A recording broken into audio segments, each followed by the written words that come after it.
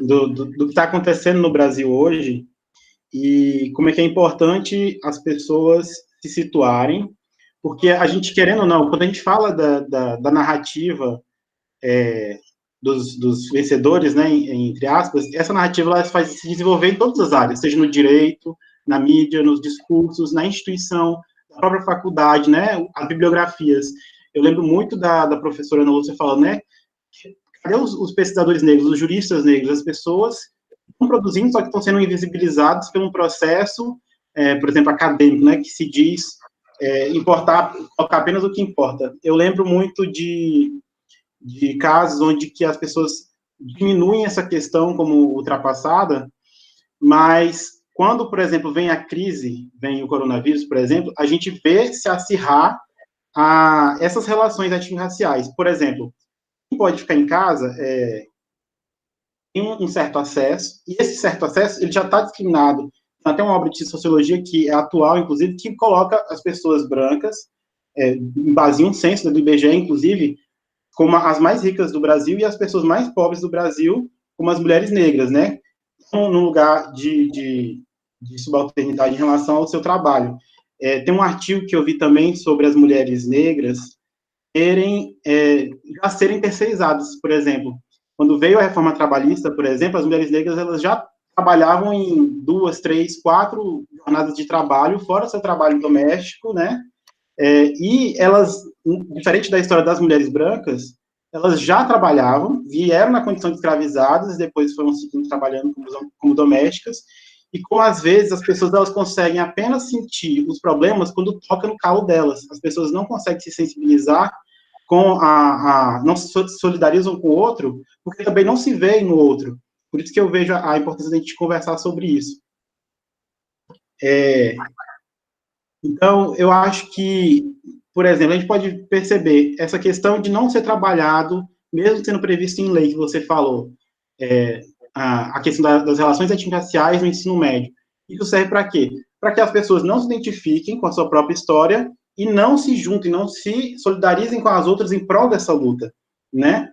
Então, acaba que o que acontece? As pessoas, isso acontece muito em relação a pessoas pardas, por exemplo, de querer apagar a sua própria história e se identificar com o discurso dominante vigente, né? Se identificarem com o discurso das pessoas brancas, por isso às vezes a gente vê as pessoas reproduzindo isso, essas falas, né, de desigualdade que reitera e reafirma essa desigualdade em vez de produzir um contradiscurso para derrubar essa narrativa dominante.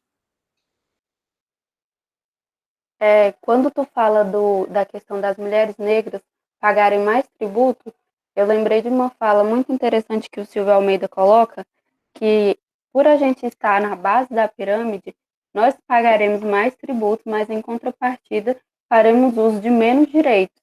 Então, se a gente está trabalhando, perpetuando essa lógica, né, nesse sentido, trabalhando para manter os privilégios de quem está do lado de lá. E aí o Silvio Almeida fala, conversando já com o que a Grada coloca, da institucionalização do saber, que quando a gente vai pesquisar a questão racial, a academia não aceita bem, que, por exemplo, ele é tributarista, é doutor, filósofo, uma porção de coisas, e sempre só é chamado para falar da questão racial.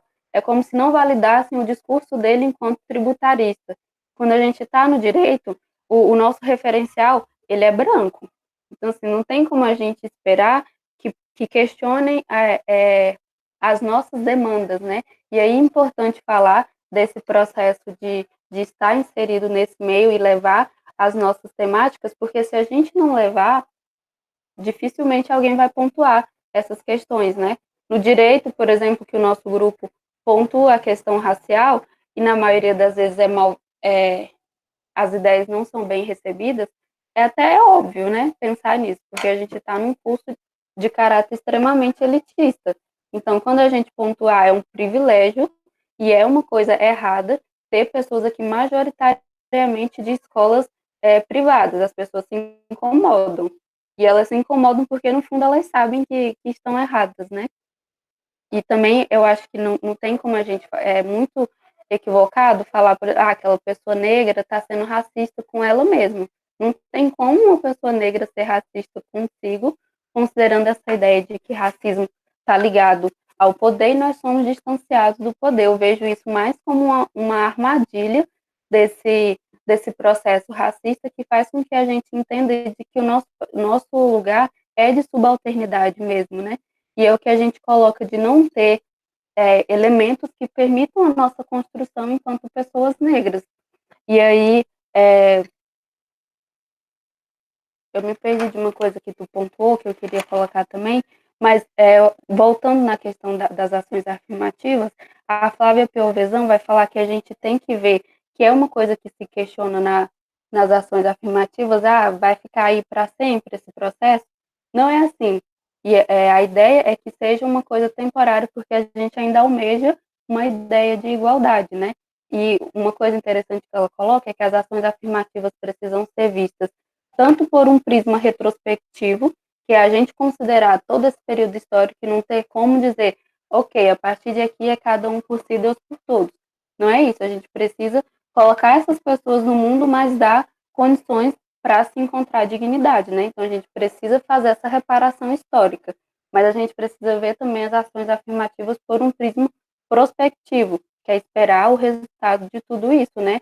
E por acreditar em um dia alcançar a ideia de equidade, falar, são temporários, porque um dia a gente quer não precisar disso, a gente não queria precisar disso, né? Mas a real é que a gente precisa. E nessa de cotas é problemático, por exemplo, já dei as cotas aqui, é só a pessoa fazer e se inserir. Não é assim, a gente precisa pensar em como que essa pessoa vai estar na academia, né? Se essa pessoa vai ter condições de permanecer nessa academia. No caso das pessoas indígenas, por exemplo, coloca a pessoa indígena num curso de direito, vem com aquele juridiquês, espero que ela entenda perfeitamente, sem dar a mínima condição para isso. É uma coisa assim muito problemática.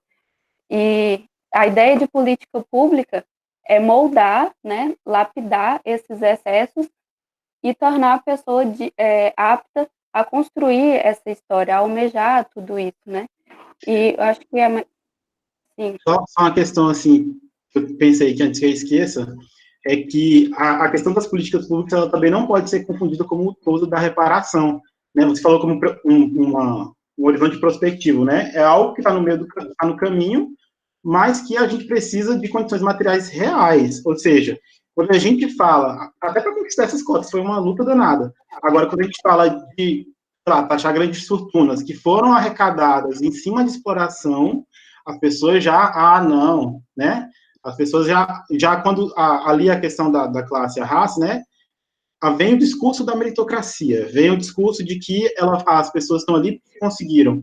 E eu acho que também tem a ver, acho no sentido de achado, né? Porque encontrei, né, de achismo, de que as pessoas se encontram naquele lugar e não querem se pensar porque elas estão muito confortáveis no seu privilégio. Inclusive, eu escutei isso quando a gente estava conversando lá no grupo, né? Não é porque essas pessoas não entendem, não é porque é difícil compreensão dessas elites, não, é porque eles estão num lugar bem confortável. E enquanto, eu vi até nos princípios de sociologia, né, enquanto a base não se reconhecer como não se ver e não se situar na história, é muito difícil a gente fazer um movimento em relação a essa luta material de fazer igualdade, né? Porque senão a gente vai sempre avançar e retroceder, avançar e retroceder. O que a gente pode pensar, assim, em termos de Brasil hoje, sobre esses avanços prospectivos? As cotas, elas fizeram isso? Elas são suficientes? Né? A gente tem agora a previsão de que elas sejam reavaliadas em 2022, né? Elas foram feitas em 2012, em 2022 elas vão ser revistas, né? Será que esse trabalho feito de base com a população, ela se reconhece negra ainda, mesmo que se declare?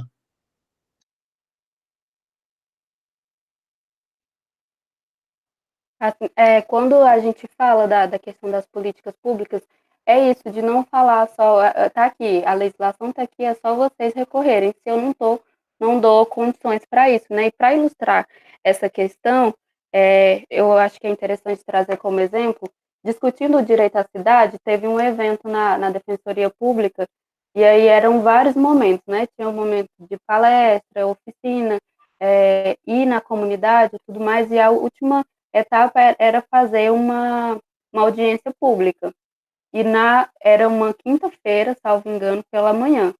E aí poucas pessoas compareceram, né? E o defensor pontuou, mas assim fica difícil. A gente tenta ajudar essas pessoas e elas não comparecem. E aí eu questionei que não é bem assim, porque se eu marco uma audiência pública plena quinta-feira, horário comercial, quais seriam as possibilidades de um patrão liberar uma pessoa para participar de uma audiência pública? A Defensoria Pública é lá muito distante do Luzimangues, por exemplo. Essa pessoa teria condições de chegar até lá? E aí, nessa questão, a gente pontuamos duas coisas já, a questão trabalhista e a questão de mobilidade urbana, né? Porque discutindo o direito à cidade, é interessante que a gente percebe a ramificação, a amplitude de tudo isso, porque dependendo de onde a pessoa mora, a gente consegue ler a questão de mobilidade urbana, de acesso à informação, de acesso a saneamento básico, de condições de saúde, uma porção de coisas. E aí, pontuando essas duas coisas, por exemplo, eu falo, a pessoa não veio, mas como que essa pessoa ia? Essa pessoa tinha condições de comparecer? Eu falei para essa pessoa o que é uma audiência pública. É muito bonito chegar lá e falar, vai ter uma audiência pública, é quinta-feira. Mas aí a gente sabe se essa pessoa vai entender, de fato, o que é audiência pública? E aí, quando a gente fala de mobilidade urbana, em Palmas, por exemplo, né? Aquela região central, a região mais industrial, os ônibus funcionam em horário comercial também. Se você entrar no aplicativo ou for para um ponto de ônibus no sábado, no feriado, a disponibilidade de transporte vai ser muito pouca, porque não é interessante para esse sistema que a gente funcione se não enquanto mão de obra. E na questão trabalhista, com a reforma trabalhista, por exemplo, casando a reforma trabalhista com a questão da mobilidade, a gente tinha uma previsão de que enquanto o período que a pessoa estivesse se deslocando até o trabalho, era período trabalhado. Então, se acontecesse alguma coisa com ela nesse meio tempo, ela tinha um amparo jurídico para isso. Com a reforma trabalhista, essa pessoa já não tem mais.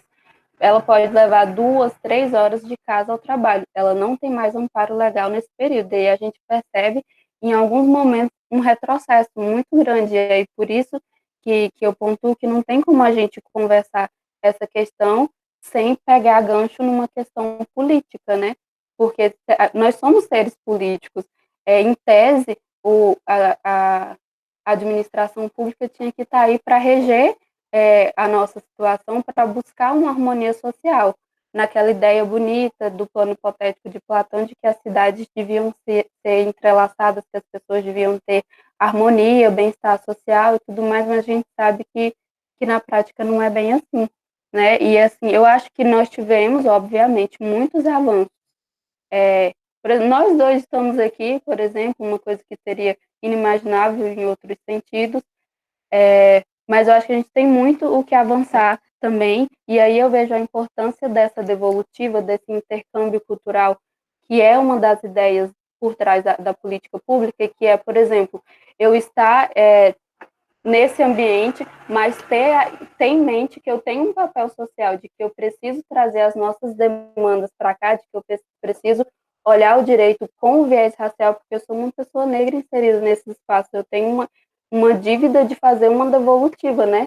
De fazer valer, de fato, o que foi o lema da Marcha das Mulheres Negras, que é uma sobe e puxa a outra.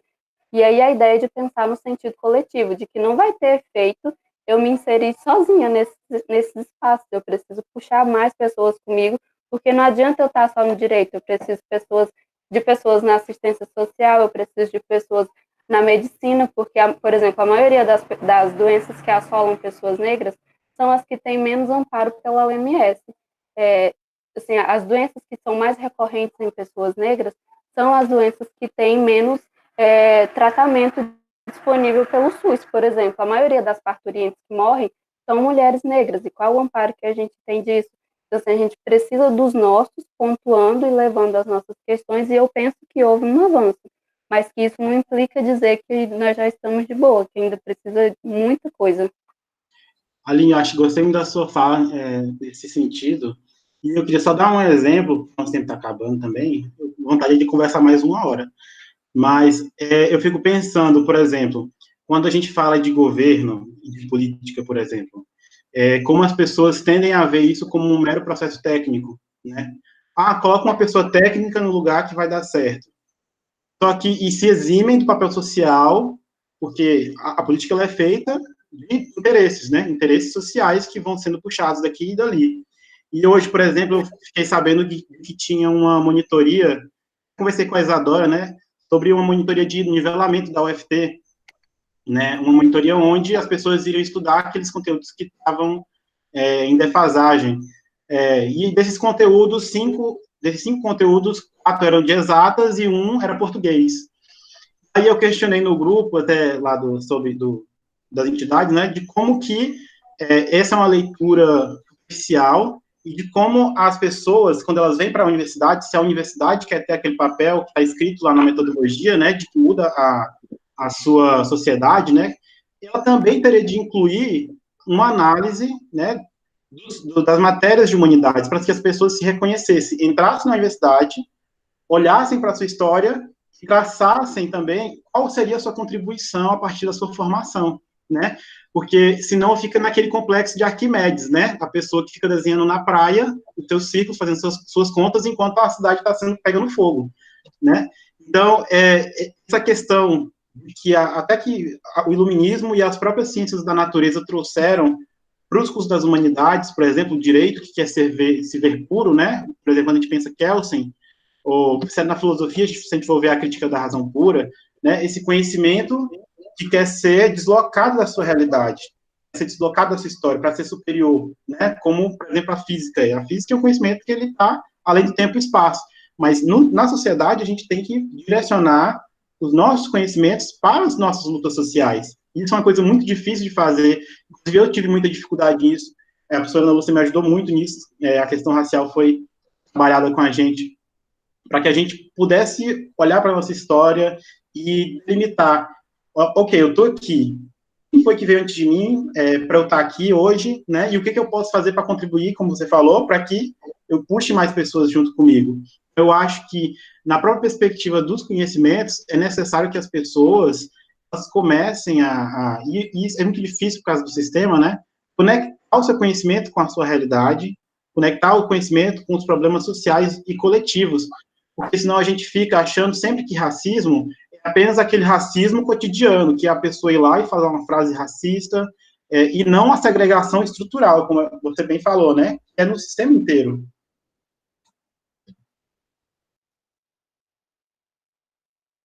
Vai abrir o microfone para alguém? Quem quiser falar, perguntar aqui no bate-papo, vocês podem falar. A professora Lúcia, se ela quiser dar uma contribuição, eu vou agradecer bastante. Vou ficar feliz, inclusive.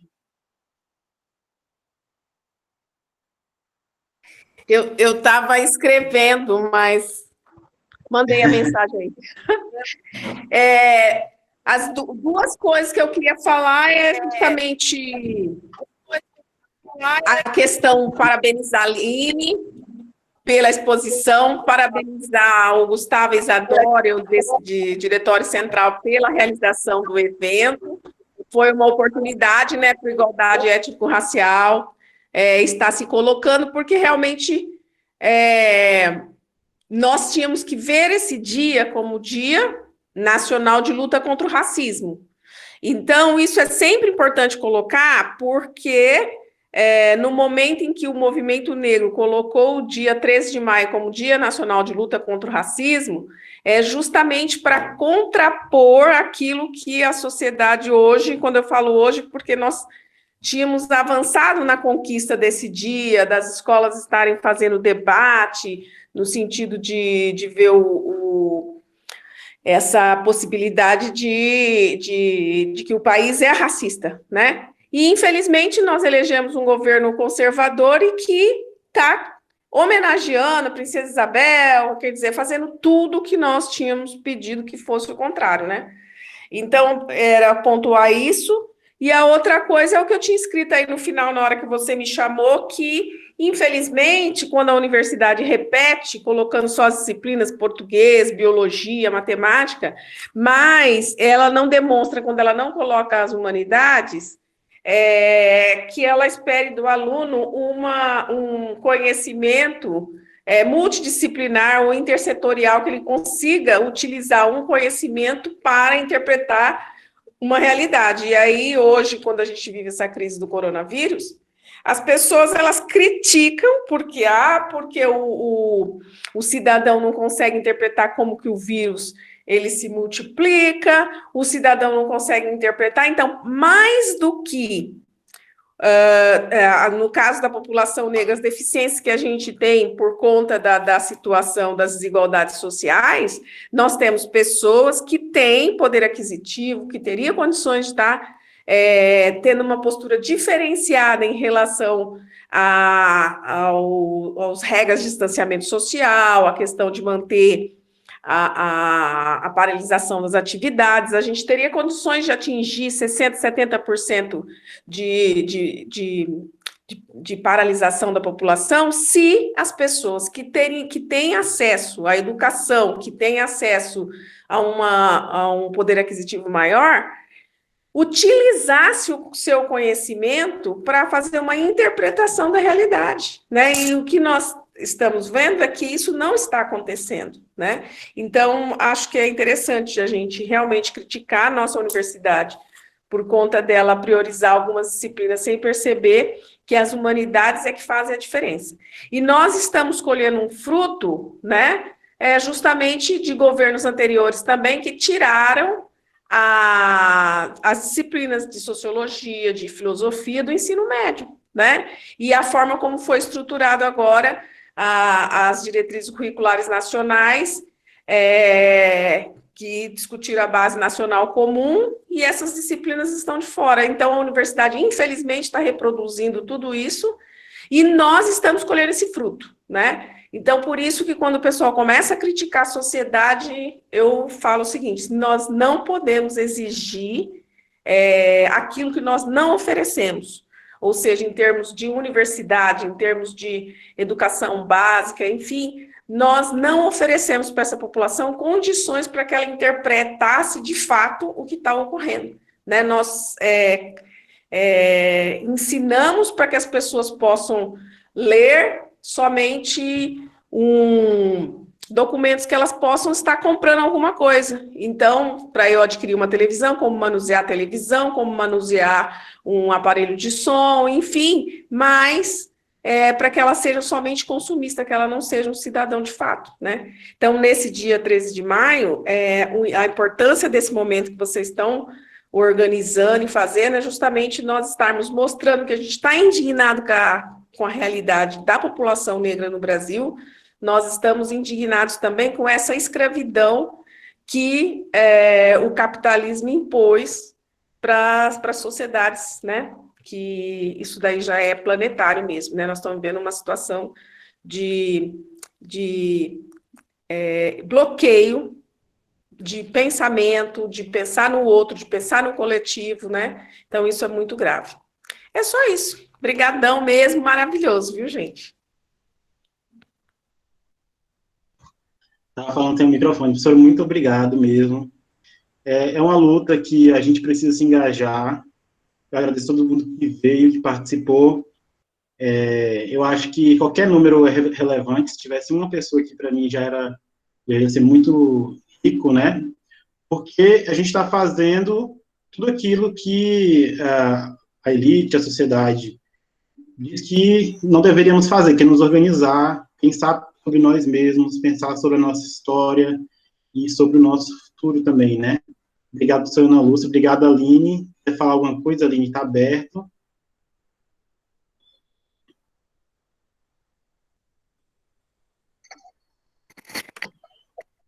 Gustavo, só projetar aquela segunda imagem para a gente amarrar as ideias.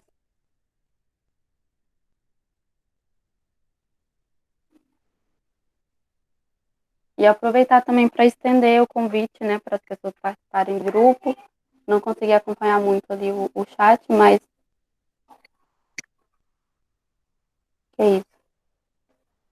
Agradecer a professora Marinalda, suas sementinhas que foram plantadas, Matheus, meu amigo que está presente, e que a gente fala muito dessas questões.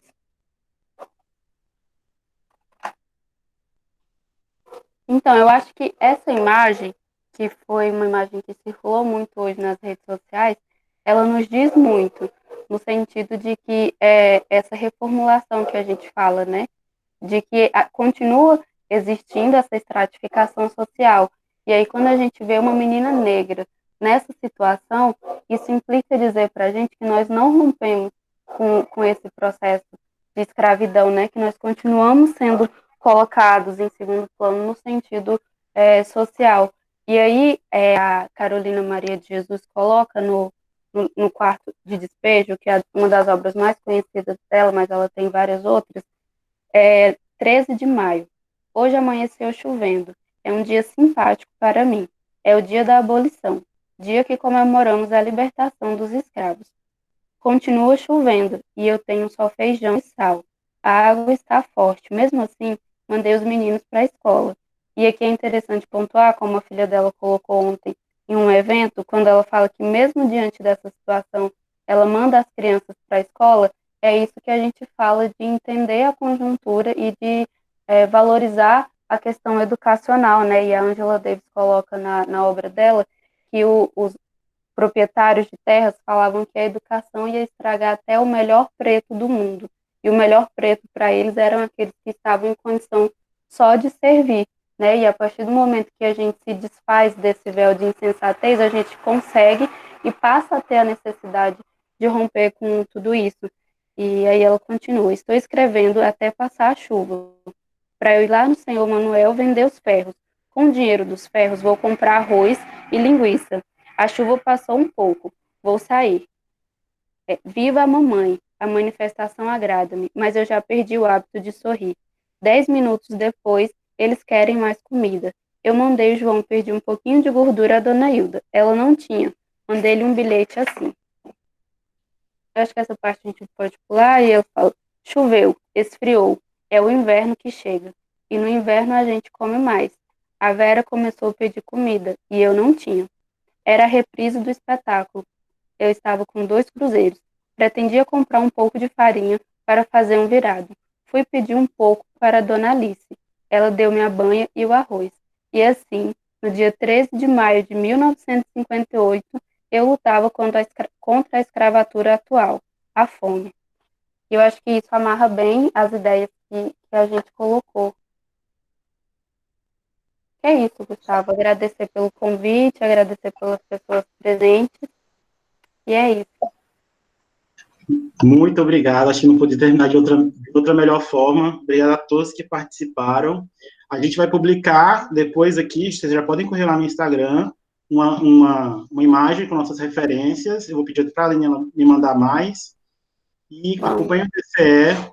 Não, a nossa live acabou, mas o assunto não, 13 de maio continua. Vão lá no DCE e vão no perfil da Bianca Silva, que está lá fazendo também uma live agora, nesse momento, sobre o 13 de maio.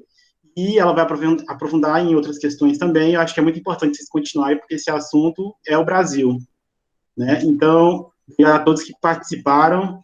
Tem mais gente chegando agora, mas essa live eu vou disponibilizar ela no YouTube do DCE também, vou colocar o link assim que ela estiver gravada. E agradeço a todos que vieram participar. E é isso, gente. Pensem, se organizem, participem do grupo de igualdade racial, procurem a gente nas redes e obrigado. É isso. Boa noite. Aline, muito obrigado, Aline. Eu que agradeço. Tchau, pessoal.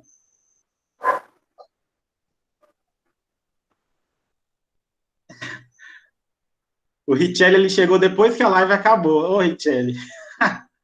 A live acabou agora. Vamos lá para a Bianca agora. Eu não acredito não, Richelli, que tu fez uma coisa. Agora você toma cuidado que na live de vocês tem que vir cedo, sexta-feira. Já interrompi a gravação já, gente. Não vão sair. Eu já interrompi. Um beijo para você, viu? Tchau. Beijo, bora para a Bianca.